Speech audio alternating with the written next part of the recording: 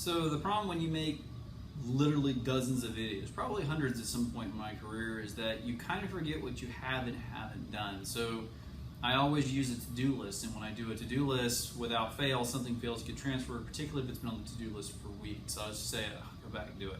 Let's face reality. I will at some point because someone reminds me.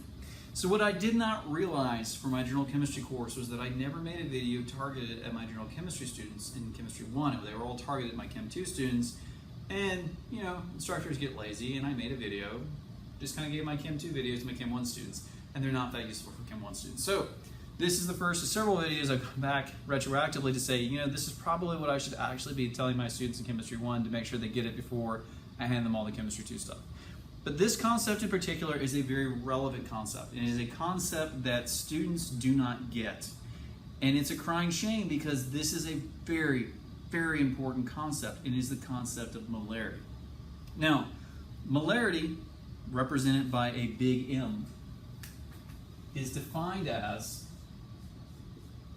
the moles of solute by the volume of solution in units of liters.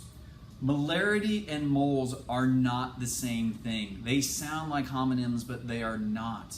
Molarity is a unit of concentration. It is inherently an intrinsic value. It is moles divided by the volume of the solution. Moles are a number. You have to have a mass and they correspond to that. So the moles you have is going to depend on the mass you have. This isn't true for molarity. The concentration of a solution doesn't change depending on what volume of that solution you have. Now, this is what gives rise to our units. Moles per liter. We also have a formula for this, and the formula is just big M equals N over V. So if we want to calculate the molarity of a solution, if we know the mass, we can go to moles, and we know the volume, we just take the moles divided by the volume in liters, we get molarity. If we want to know what volume is needed or what moles are needed, it's just algebraic rearrangement, and this is what we'll talk about in subsequent example videos. But these are the two things that really you have to keep in mind with molarity. One, its units are moles of solute, and you need to specify what those moles refer to. It is not a 1 molar solution, and yeah, I will admit, that's a terrible way to describe it. Molar sounds like moles, but we use molar for short. A 1 molar solution refers to what? 1 molar H2SO4, 1 molar SO4 minus 2. What does it refer to? The volume here is the volume of the solution as a whole. So it includes both whatever is dissolved as well as the solvent mixed together. We also have the formula, molarity equals moles divided by volume. This is not the same as this statement. This statement is a definition of units.